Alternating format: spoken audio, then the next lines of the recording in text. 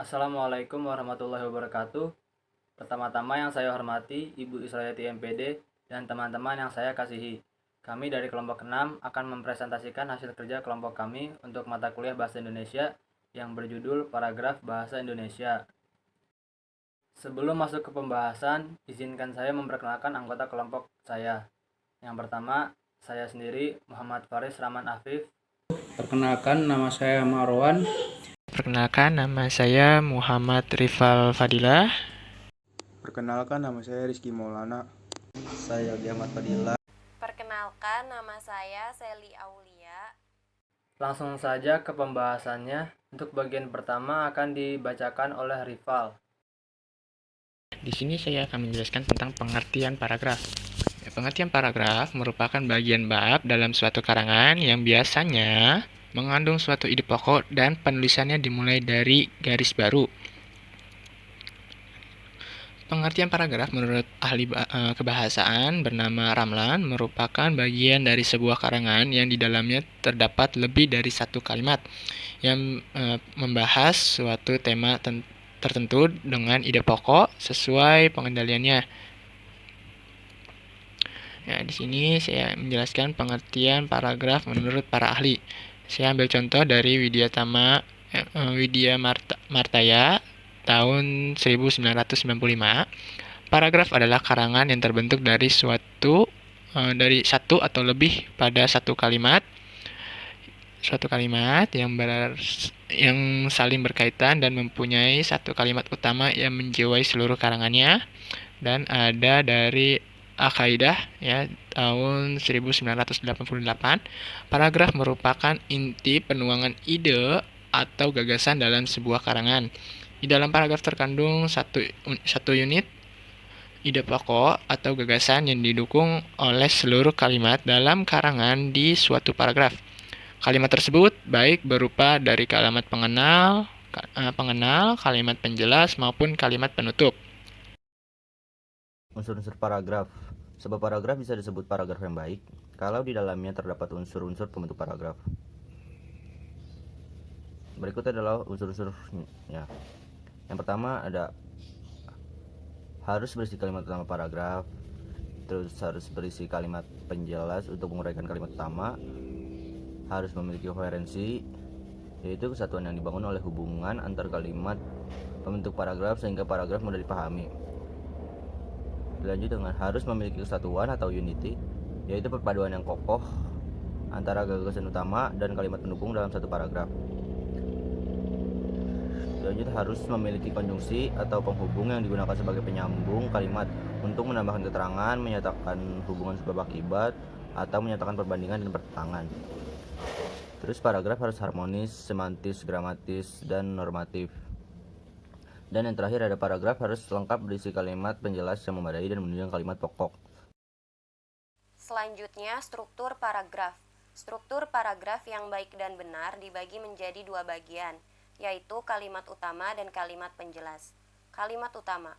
Kalimat utama merupakan kalimat inti dari sebuah paragraf yang biasanya diletakkan pada awal paragraf, meskipun biasa juga diletakkan pada bagian tengah maupun pada bagian akhir paragraf. Kalimat penjelas. Kalimat penjelas yaitu kalimat yang memberikan penjelasan tambahan dari kalimat utama suatu paragraf. Jenis-jenis paragraf. Jenis-jenis paragraf dapat dibagi menjadi dua bagian besar, yaitu berdasarkan letak gagasan utama dan berdasarkan isinya. Berikut ini merupakan jenis-jenis paragraf berdasarkan letak gagasan, yaitu adalah jenis-jenis paragraf yang diketahui. 1. Paragraf deduktif. Paragraf deduktif adalah jenis paragraf yang gagasan utama atau ide pokoknya berada di awal paragraf, bersifat dan dikembangkan dari pernyataan umum ke khusus. Jenis paragraf deduktif memiliki kalimat utama yang berbeda yang berada di awal paragraf, sedangkan kalimat penjelasannya terletak setelah kalimat utama. Paragraf induktif. Paragraf induktif adalah jenis paragraf yang gagasan utamanya berada di akhir paragraf, bersifat induksi, dan dikembangkan dari pernyataan khusus ke umum. Jenis paragraf induktif memiliki kalimat utama yang berada di akhir paragraf, kalimat penjelas berada sebelum kalimat utama. Yang ketiga, paragraf campuran. Paragraf campuran adalah jenis paragraf yang merupakan penggabungan dari kedua paragraf sebelumnya, yakni deduktif, induktif. Pada paragraf campuran kalimat utama berada di awal dan di akhir paragraf, sementara kalimat penjelas berada di tengah-tengah paragraf. Jenis-jenis paragraf dibedakan berdasarkan isinya. Berikut merupakan jenis paragraf berdasarkan isinya, yaitu 1. Paragraf deskripsi. Paragraf deskripsi adalah jenis paragraf yang menggambarkan suatu objek yang bertujuan agar pembaca juga dapat melihat, mendengar, ataupun merasakan objek yang digambarkan tersebut. Yang kedua, paragraf narasi. Paragraf narasi merupakan jenis paragraf yang menceritakan tentang sebuah peristiwa ataupun kejadian yang di dalamnya terdapat alur cerita, tokoh konflik, dan latar yang biasanya banyak ditemui pada cerita novel. Yang ketiga, paragraf eksposisi. Paragraf eksposisi adalah jenis paragraf yang berisikan tentang pendapat yang menerangkan sebuah topik. Paragraf eksposisi memiliki tujuan untuk memberi informasi demi menambah pengetahuan membaca. Yang keempat, paragraf argumentasi. Paragraf argumentasi adalah jenis paragraf yang menyampaikan ide atau gagasan yang disertai dengan bukti dan juga fakta faktual dalam penulisan. Ciri-ciri paragraf. Selain memiliki fungsi, paragraf juga memiliki ciri-ciri sebagai berikut. 1. Pada kalimat pertama atau utama, paragraf harus masuk agak ke dalam dengan beberapa ketukan spasi. Ketukan spasi dalam paragraf sekitar 5 ketukan. Biasanya ketukan 5 spasi ini digunakan untuk jenis kalimat atau karangan yang biasa. 2. Paragraf biasanya digunakan sebagai pikiran utama dalam sebuah kalimat atau topik yang telah ditentukan oleh penulis. 3.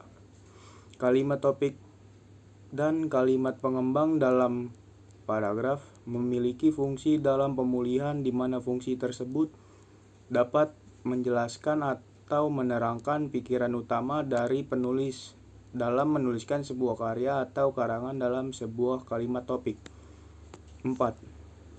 Selain itu, pada poin keempat, paragraf juga memakai sebuah kalimat penjelas dalam tulisan di mana kalimat penjelas tersebut berisikan tentang kedetailan dari kalimat topik. Paragraf memang bukan kumpulan dari kalimat topik, tetapi paragraf di sini berisi beberapa kalimat penjelas dan hanya satu kalimat topik. Fungsi paragraf. Paragraf mempunyai beberapa fungsi, di antaranya adalah yang pertama, paragraf dalam sebuah kalimat dapat menjadi pengantar sebuah ide-ide, isi kalimat, dan kalimat penutup pada tulisan yang dibuat oleh penulis. Yang kedua, membantu pembaca untuk mengenal isi dan topik. Yang ketiga, menjelaskan ide pokok dengan mudah, logis, dan sistematis. Yang keempat, memudahkan pengendalian variabel. Yang kelima, membantu penulis untuk menyusun dan mengembangkan ide yang dituangkan. Dan yang terakhir, menandai pergantian gagasan baru jika memiliki lebih dari satu gagasan utama. Kesimpulannya, paragraf merupakan bagian dalam suatu karangan yang biasanya mengandung suatu ide pokok dan penulisannya dimulai dengan garis baru. Di dalamnya juga terdapat lebih dari suatu kalimat yang membahas suatu tema tertentu dengan ide pokok sebagai pengendalinya. Sekian dari kelompok kami, kurang lebihnya mohon maaf. Jika ada pertanyaan, silahkan langsung ditanyakan pada sesi diskusi. Wassalamualaikum warahmatullahi wabarakatuh.